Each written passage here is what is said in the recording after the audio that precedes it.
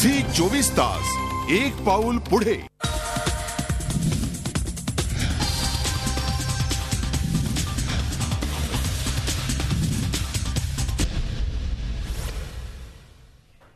नमस्कार, मी अमोल जोशी. रोखोक मध्ये आपलं स्वागत.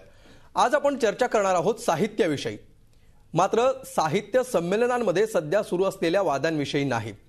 पत्रिकेवर कुणाचं चित्र छापायचं किंवा व्यासपीठाला कुणाचं नाव द्यायचं यासारख्या सर्वसामान्यांच्या आयुष्यामध्ये काहीही फरक न पाडणाऱ्या विषयांवर बोलण्याऐवजी आज आपण चर्चा करणार आहोत तुमच्या माझ्या आयुष्यामध्ये आपल्याला सध्या भेडसावणाऱ्या आणि इथून पुढच्या काळामध्ये सुद्धा आपल्या समोर असलेल्या आव्हानांविषयी आणि संधींविषयी. सध्याची पिढी आणि या अगोदरची पिढी, सध्या हयात असणाऱ्या पिढ्यांना लहानपणापासून हातात पुस्तक घेऊन ते पुस्तक वाचण्याची सवय आहे. मात्र आता ई बुक्सचा जमाना आलेला आहे. इंटरनेटवर अनेक e books, audio books, video books उपलब्ध आहेत. जरी कंटेंट तेच असलं तरी सुद्धा त्याचा स्वरूप बदलतो आहे. फॉर्म तोच असला, चार्म तोच असला तरी सुद्धा फॉर्म बदलतो आहे.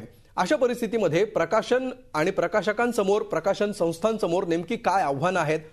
गेल्या पिढीमध्ये किंवा या पिढीमध्ये सुद्धा केवळ लेखन करून आपला चरितार्थ भागवणारे अत्यंत मोजके लेखक होते. मात्र या लेखकांची संख्या किंवा या लेखकांना केवळ लेखन करून आपलं चरितार्थ चालवण्याच्या संधी या नव्या तंत्रज्ञानामुळे अधिक मिळणार आहेत का? आणि नेमकं कसं या सगळ्या तंत्रज्ञानाला आपण सामोरं जायचं यासारख्या विषयांवर आज आपण चर्चा करणार आहोत. साहित्य व्यवहाराचं बदलतं स्वरूप या खास कार्यक्रमात.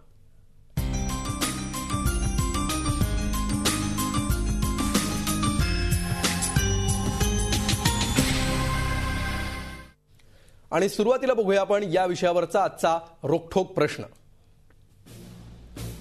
आजचा प्रश्न आहे, ई बुक्स आणि ऑडिओ बुक्समुळे साहित्याचा दर्जा टिकून राहील का?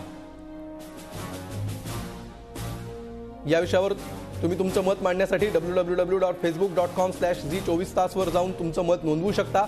त्याचबरोबर 24तास.com वर लॉग इन करून सुद्धा तुमचं मत नोंदवू शकता. कार्यक्रमाच्या शेवटी आपण बघणार आहोत की प्रेक्षकांनी नेमकं काय मत नोंदवलेलं आहे. या विषयावर चर्चा करण्यासाठी आपल्या स्टुडिओमध्ये आहेत पॉप्युलर प्रकाशनचे प्रकाशक रामदास भटकळ.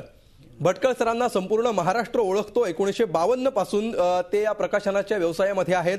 पॉप्युलर बुक डेपोच्या माध्यमातून त्यांनी आजवर अनेक पुस्तकं प्रकाशित केलेली आहेत. त्यांनी इंग्लंडमध्ये जाऊन ग्रंथव्यवहाराचा अभ्यास सुद्धा केलेला होता आणि त्यामुळे केवळ महाराष्ट्रातल्या आणि भारतातल्याच नाही तर संपूर्ण जागतिक स्तरावरच्या प्रकाशन व्यवसायाचा त्यांचा जवळून आणि अत्यंत बारकाईने अभ्यास आहे. त्याचबरोबर आपल्याबरोबर आहेत मनोविकास प्रकाशनाचे प्रकाशक अरविंद पाटकर. अरविंद पाटकर सुद्धा एक अत्यंत उत्तम दर्जाचे आणि त्याचबरोबर साहित्याची बारीक जाण असणारे आणि त्याचबरोबर समाज आणि सामाजिक घटना घडामोडींचं भान असणारे प्रकाशक म्हणून त्यांच्याकडे पाहिलं जातं.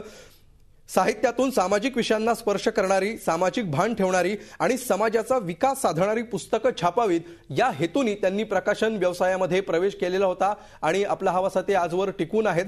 त्याचबरोबर आपल्यासोबत आहेत प्रसिद्ध कवी आणि साहित्यिक संदीप खरे. संदीप हा सध्या तरुणांच्या आणि विशेष करून तरुणींच्या सुद्धा गळ्यातला ताईत आहे. त्याची अनेक कविता आणि गाणी तर सध्या सगळ्याच आपल्या पिढीच्या आणि यानंतरच्या पिढीच्या सुद्धा ओठावर रेंगाळत असतात. मौनाची भाषांतरे हा त्याचा कविता संग्रह, त्याचबरोबर कधी हे कधी ते हा कविता संग्रह आणि दिवस असे की मी गातो एक गाणे, आयुष्यावर बोलू काही, असे अनेक अल्बम त्याचे आहेत. त्याला आपण टीव्हीवरून गाताना बघितलेलं आहे, कविता सादर करताना बघितलेलं आहे. त्याचे प्रयोग सुद्धा आपण बघितलेले आहेत. आणि त्याचबरोबर ठाण्यातूनच या चर्चेमध्ये सहभागी होत आहेत झी 24 तासचे मुख्य संपादक डॉक्टर उदय निरगुडकर. उदय निरगुडकर हे केवळ झी 24 तासचे मुख्य संपादक आहेत. ही केवळ त्यांची एकमेव ओळख नाहीये. या अगोदर सुद्धा ग्रंथ प्रकाशनाचा व्यवसाय काय असतो, जागतिक स्तरावर साहित्यामध्ये सध्या काय बदल घडतायत, तंत्रज्ञानाचा प्रवास कसा होत आलेला आहे आणि इथून पुढे होत जाणार आहे याचा त्यांचा खास अभ्यास आहे आणि त्यासाठी ते आज पाहुणे म्हणून या कार्यक्रमामध्ये सहभागी झालेले आहेत. आपण चर्चेला सुरुवात करूया रामदास भटकळ यांच्यापासून. भटकळ सर, साहित्य व्यवसायाचं स्वरूप बदलायला लागलेलं आहे हे तर आपण सगळेच मान्य करतोय कारण ते आपल्याला दिसतंयच. हे स्वरूप बदलतंय म्हणजे नेमकं कसं बदलतंय आणि त्याकडे तुम्ही एक अपरिहार्यता म्हणून पाहता की एक सुविधा संधी म्हणून पाहता? बहुतेक जण जे या बदलाबद्दल बोलतात ते त्यातल्या तांत्रिक भागाबद्दल बोलतात. हो, की पूर्वी हात जोडणे होत असे, आता कम्प्युटरवर होते, किंवा छापताना पूर्वी लेटर प्रेस होतं आणि आता ऑफसेट आहे, किंवा इतरही आता तंत्र आलेली आहेत आणि त्यांचा उपयोगही होतो आणि त्याने निश्चितच खूप मोठा फरक झालेला आहे वेगवेगळ्या बाबतीत.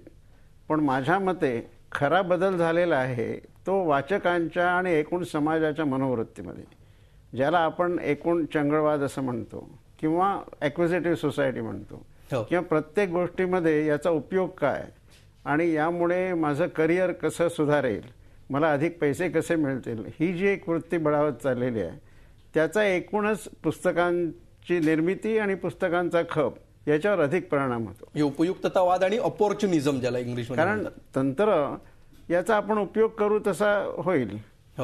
आणि त्यामुळे ते तंत्र बदललं तर थोडीशी मुरड घालावी लागेल, काही प्रमाणात मोठी मुरड घालावी लागेल किंवा अनेक संधी पण उपलब्ध होतील. आता प्रिंट टू ऑर्डर वगैरे अशा ज्या नवीन गोष्टी आलेल्या आहेत त्यामुळे अनेक गोष्टी साध्य होतील, नाही असं नाही.